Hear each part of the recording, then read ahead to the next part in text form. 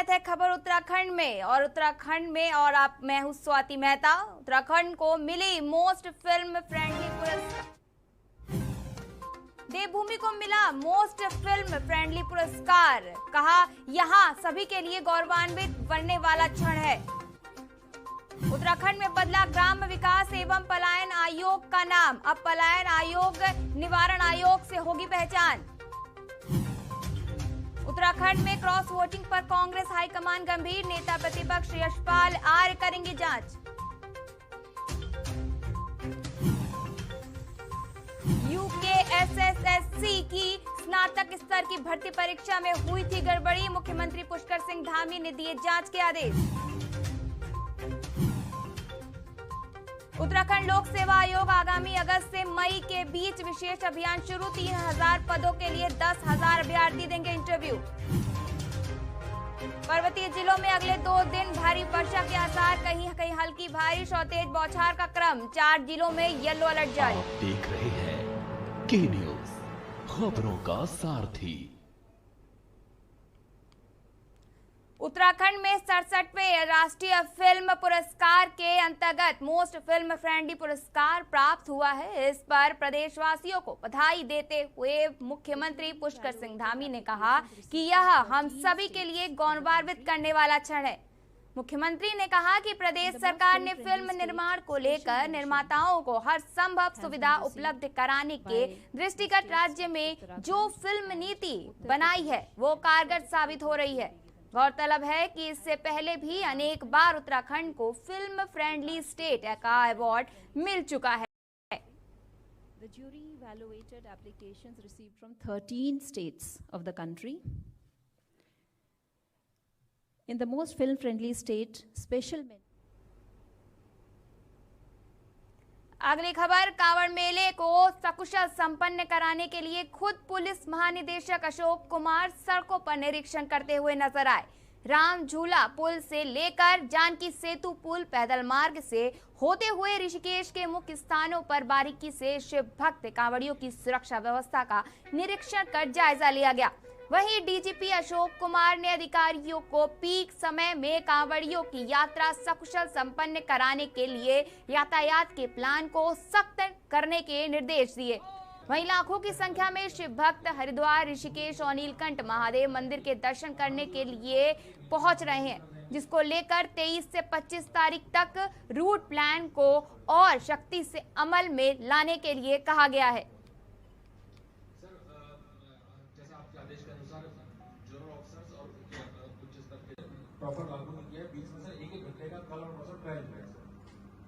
आता है देहरादून, टिहरी और पौड़ी, इस पूरे क्षेत्र के कांवड़ व्यवस्था का हमने आज जायजा लिया और व्यवस्था अभी तक पूरी तरह दुरुस्त चल रही है।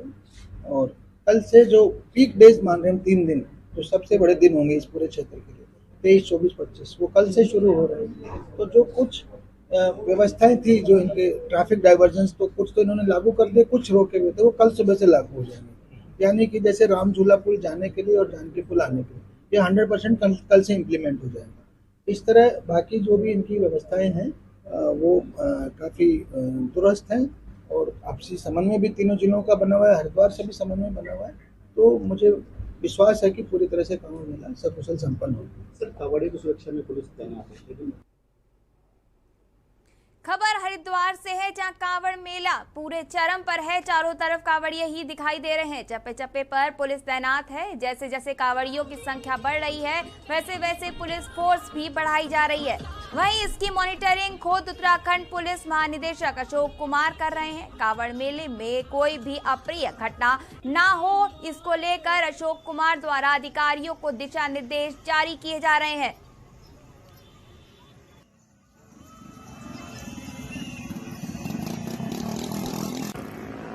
हम तो अलर्ट के प्रति शुरू से हमने अपनी ओर से बेस्ट पॉसिबल व्यवस्थाएं की हैं। हमारी बम डिस्पोजल स्क्वाड टीमें लगी हैं, एटीएस एंटी टेररिस्ट स्क्वाड लगी है और बीडीएस लगी है, जो डॉग स्क्वाड्स होते हैं वो लगे हैं। तो हमारे सब जगह निरंतर निगरानी है। पूरे क्षेत्र में 400 से ज़्यादा सीसीटीवी कैमरे लगे हैं। ड्रोन कैमरा से हम निगरानी कर रहे हैं। अगर कोई ऐसा प्रयास करता भी है तो हमारी नज़रों से बच नहीं पाएगा। लगातार संपर्क है, किंतु एक बड़ी उपलब्धि देखिए इस बार, क्योंकि हाईवे 4 लेन हो गया था, अभी तक भी दिल्ली देहरादून और दिल्ली हरिद्वार आम जनता के लिए जो छोटे वाहन हैं उनके लिए अभी तक चल रही है एक साइड। तो ये भी एक मैं कहूँगा उपलब्धि है, 4 लेन होने से पॉसिबल हो पाया है। अगली खबर पौड़ी से, जहां पुलिस की ओर से शहर के बुआखाल के समीप अवैध लीसा की तस्करी कर रहे 5 शातिर तस्कर को गिरफ्तार किया गया है। पुलिस उपाधीक्षक संचार अनूप काला ने बताया कि पौड़ी थाना क्षेत्र के अंतर्गत शांति व्यवस्था चेकिंग ड्यूटी के दौरान पावो से बुआखाल पौड़ी की ओर आ रहे अवैध लीसा से भरे 3 ट्रकों को चेक किया गया, तो सारे ट्रकों में अवैध लीसे के 2003 कनस्तर से भरे हुए थे, जिसे वाहन चालक ऋषिकेश ले जा रहे थे। वहीं पूछताछ करने पर वाहन चालक और परिचालक द्वारा वाहन में लीसा भरा होने के संबंध में कोई भी कागजात प्रस्तुत नहीं किए गए, जिस संबंध में 5 अभियुक्तों के विरुद्ध कोतवाली पौड़ी में अभियोग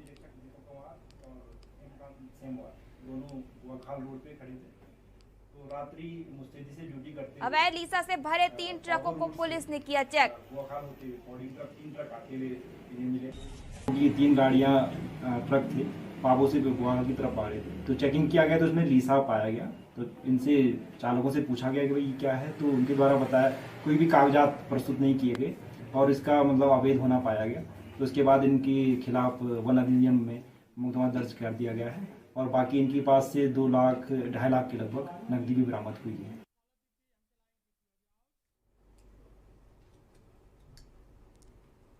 अगली खबर विकासनगर से है, जहां अंतर्गत कुंजा ग्रांट गांव में 2 पक्षों में हुए आपसी विवाद को लेकर क्लिनिकल संचालक पर हमला करने वालों के खिलाफ करीब 50 से अधिक लोगों पर मुकदमा दर्ज किया गया है, जिसको लेकर घायल लोगों का मेडिकल कराए जाने के साथ ही कोतवाली पुलिस मामले की जांच पड़ताल में जुटी है। दीपक कुमार जो कि कुंजा ग्रांट का निवासी है, इसकी वहाँ पर केमिस्ट की शॉप है। इसका ये कहना था कि कुछ गांव के लोग जिनका कि उनसे पहले से विवाद चल रहा था, उन्होंने उसके दुकान में आकर उसे मारपीट करी और तोड़ फोड़ की है। इसके आधार पर उसने एक तहरीर चौकी गुलहाल पर दी है, मुकदमा पंजीकृत किया गया है। 147 323 और 427 IPC में मुकदमा पंजीकृत किया गया है। और इनकी जो है इसमें जो अभियुक्त हैं वो 50-60 आदमियों का बताया गया है इनके द्वारा। हमारे द्वारा उनको आइडेंटिफाई किया जा रहा है और उनकी गिरफ्तारी के लिए हमने टीमों का गठन किया गया। जल्दी उनकी गिरफ्तारी होगी। मैडम घटना लगभग 1 बजे की है, दोपहर 1 बजे की। मैं अपनी दुकान में कुंजा जो दुकान होती है छोटा था, मैं वहाँ पर बैठा हुआ था। तभी किसी प्रकरण में मेरे एक मित्र आ गए बातचीत करने के लिए। हमारी बातचीत चल रही थी, उन लोगों ने मेरे साथ आके गाली गलौज करना शुरू कर दिया दुकान के बाहर। मैंने जाके प्रकरण पूछा कि क्या मामला है, तो उन लोगों के द्वारा हाथापाई शुरू की गई, जिसमें मैं अपनी जान बचाने के लिए अपनी दुकान में जाके घुस गया और उसके अंदर से दुकान को लॉक कर दिया। लेकिन भीड़ ने आकर के जो पड़ोस में ही बैठी हुई थी कमलेश के यहाँ, क्योंकि साजिश के तहत पूरी प्रक्रिया की गई है। अभी बस इतना ही, मिलते हैं आपसे एक ब्रेक के बाद। आप देख रहे हैं के न्यूज, खबरों का सारथी। देखें कौन नया खिलाड़ी आया है, समझा देते हैं, प्यार से समझाएंगे। ये तो अपनी जुबान है। जुबान एक हो तो दिल भी एक होने चाहिए। विमल बोलो जुबान केसरी। के न्यूज की खास पेशकश सप्ताहांत में देखिए स्वर्णिम 100 दिन इस शनिवार रविवार रात 8 बजे और गैंगस्टर आनंद पाल इस शनिवार रविवार रात 8:30 बजे प्रबुद्ध चौहान के साथ। आप देख रहे हैं के न्यूज, खबरों का सारथी। अगली खबर भी लक्सर से है। ब्रेक के बाद आप सबका स्वागत है। राशन डीलर के भ्रष्टाचार के मामले चरम सीमा पर है। कई राशन डीलरों के खिलाफ माननीय न्यायालय के आदेश से मुकदमे दर्ज हो चुके हैं, लेकिन उसके बाद भी राशन डीलर अपनी करतूतों से पीछे नहीं हट रहे। आम उपभोक्ता को सरकारी सस्ते गल्ले में मिलने वाला राशन नहीं मिल पा रहा है। लक्सर के सेठपुर गांव के राशन डीलर के खिलाफ न्यायालय के आदेश से मुकदमा दर्ज हुआ है। सरकारी सस्ते गल्ले की दुकान को अन्य राशन डीलर से सुपुर्द किया गया। ग्रामीणों ने दूसरे स्थान डीलर से की शिकायत लक्सर उप जिलाधिकारी से की है। लोगों का आरोप है कि राशन डीलर स्वयं राशन वितरण ना करके ऐसे लोगों से राशन वितरण करा रहा है जिनके खिलाफ पहले से ही न्यायालय में वाद विचाराधीन है।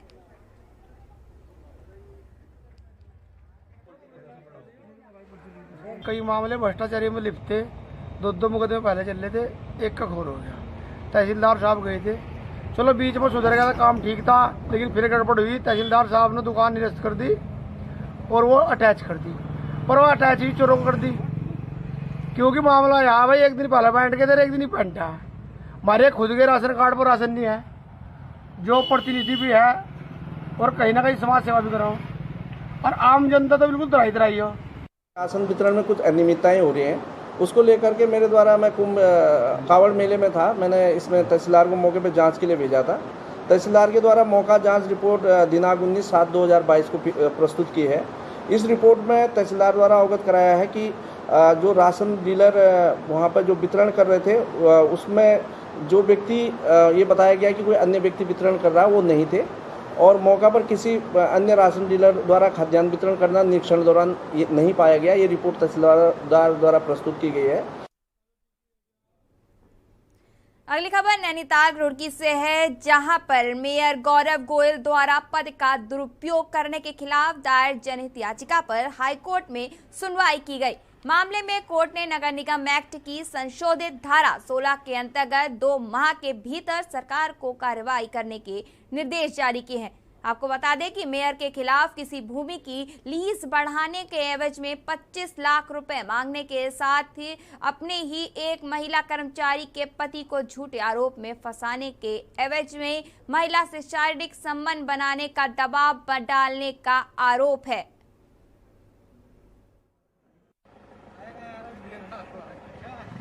आज भी एक जनहित याचिका लगी थी, जो रुड़की नगर निगम के जो मेयर हैं उनके विरुद्ध जो एक एफआईआर दर्ज हुई है, और जिसमें एफएसएल रिपोर्ट में उनके वॉइस टेस्टिंग में ये पुष्टि हो गई है कि उनके द्वारा कुछ अनुचित मांग की गई थी। इसके अलावा कई अन्य रिपोर्ट और कई अन्य उदाहरण माननीय न्यायालय के समक्ष प्रस्तुत किए गए।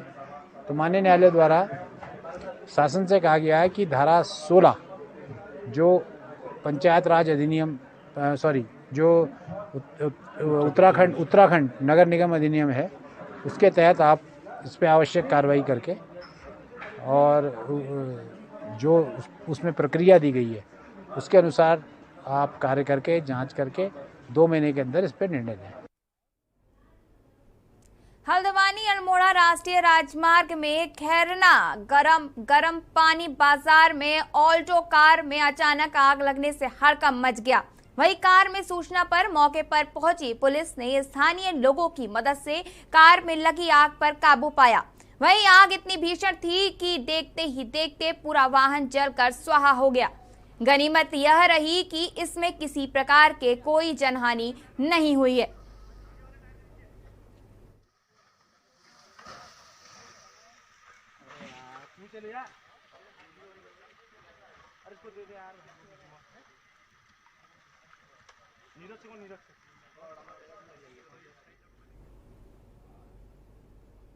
खबर लालकुआं से है, जहां 12 वर्ष के लंबे इंतजार के बाद प्रधानमंत्री आवास योजना के तहत गरीबों को आवास आवंटित हो गए, जिसमें 10 दिव्यांगों को वरीयता दी गई है। आवास आवंटन प्रक्रिया के दौरान लाभार्थियों के चेहरे पर खुशी देखने को मिली।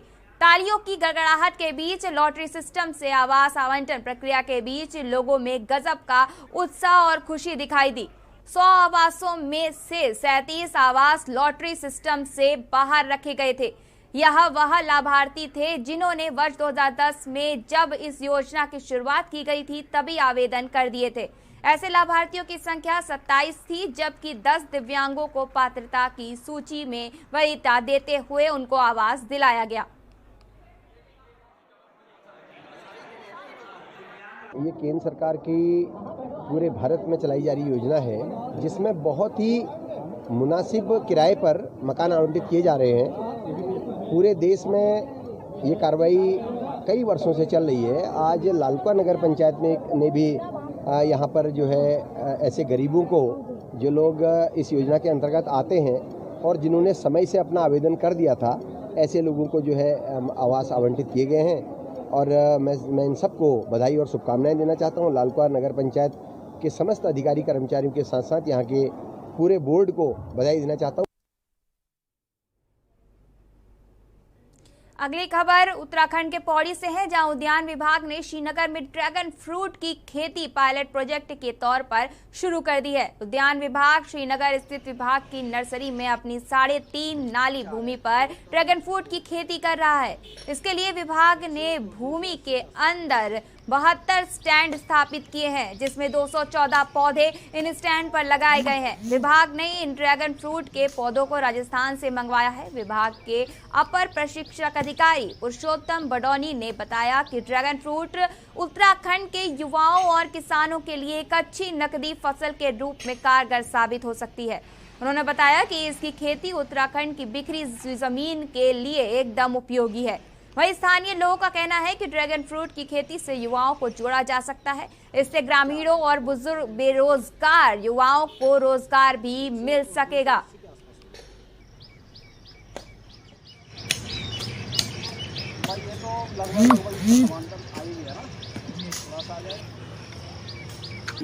यहाँ के युवाओं के लिए बहुत ही अच्छा रोज़गार का एक साधन बन सकता है, क्योंकि मेरे हिसाब से ये मार्केट में भी काफ़ी अच्छे दामों पे बिकता है और इसकी जो मार्केटिंग की डिमांड है वो बहुत ज़्यादा है। तो युवा इसे जोड़ करके अपना स्वरोजगार खोल सकते हैं। देखिए, ये जो ड्रैगन फ्रूट है, तो जब इसको भारत में लाया गया तो गुजरात में इसका नाम जो है कमलम पड़ा है, तो इसको भारत में कमलम के नाम से भी जानते हैं। तो ये अभी तक जो है विदेशों में इसकी काफ़ी बड़ी मात्रा में इसका उत्पादन किया जा रहा था, लेकिन भारत में जो है ये अभी काफ़ी कम जगह पर इसका उत्पादन किया जा रहा है। इसमें जैसे विदेशी फल के नाम से जाना जाता है, जैसे इंडोनेशिया, मलेशिया, चीन, ये विदेशों से जो ही भारत में आता था। भारत में इसकी बड़ी मार्केट है। मिलते हैं एक छोटे से ब्रेक के बाद। आप देख रहे हैं के न्यूज़, खबरों का सारथी। देखें कौन नया खिलाड़ी आया है, समझा देते हैं, प्यार से समझाएंगे। ये तो अपनी जुबान है। जुबान एक हो तो दिल भी एक होने चाहिए। विमल, बोलो जुबान केसरी। के न्यूज की खास पेशकश सप्ताहांत में देखिए स्वर्णिम 100 दिन इस शनिवार रविवार रात 8 बजे और गैंगस्टर आनंद पाल इस शनिवार रविवार रात 8:30 बजे प्रबुद्ध चौहान के साथ। गोल्डी हिंग का तड़का लगे तो सभी दबा के खाते हैं। गोल्डी हिंग कण कण में जान।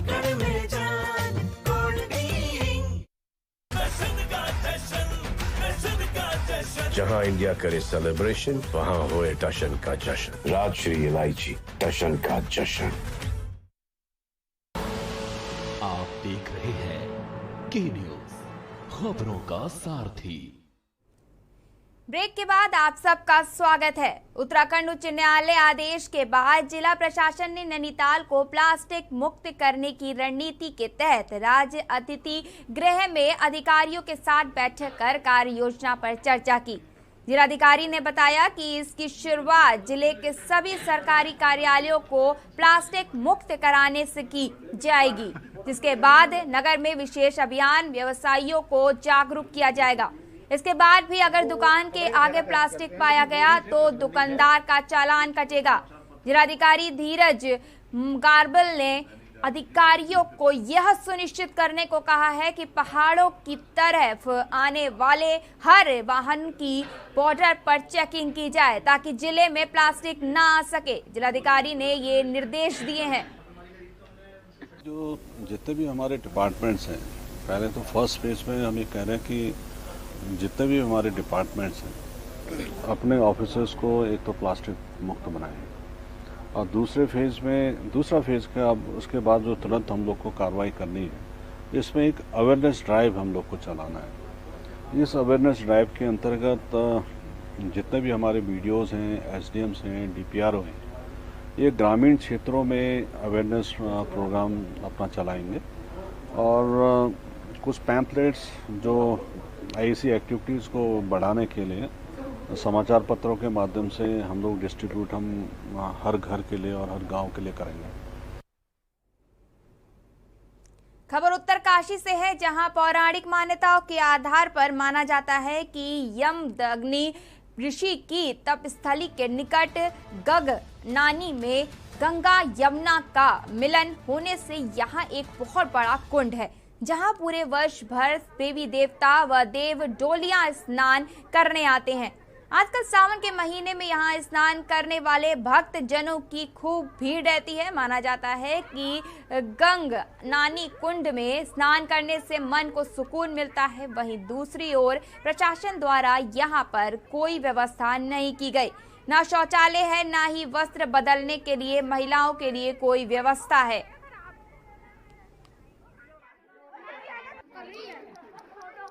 यार इसने मेरी आवाज बिगाड़ दी। मिठू खराब हुई ना तो तुझे से मंगाऊंगी अब। अगली खबर हरिद्वार से है, जहां हरिद्वार में कांवड़ियों की भीड़ बढ़ते ही डीएम ने हिल बाईपास मार्ग की व्यवस्थाओं को देखा। निरीक्षण करते हुए जिलाधिकारी मनसा देवी हिल बाईपास से खड़ी पहुंचे। उन्होंने मार्ग को जल्द से जल्द दुरुस्त रखने के निर्देश दिए। मार्ग को अंतिम दिनों में खोला जा सकता है, जिससे उत्तरी हरिद्वार की ओर से कांवड़ियों को शहर से बाहर भेजा जा सके। आपको बता दें कि मेला अस्पताल मार्ग से होते हुए जिलाधिकारी मनसा देवी पैदल मार्ग के समीप स्थित व्यू पॉइंट पर रुके, जहां से उन्होंने हर की पौड़ी समेत संपूर्ण कांवड़ बाहुल्य क्षेत्र के ऊपर से जायजा लिया। जिलाधिकारी ने कहा कि कांवड़ में भी हिल बाईपास मार्ग का इस्तेमाल करना चाहिए।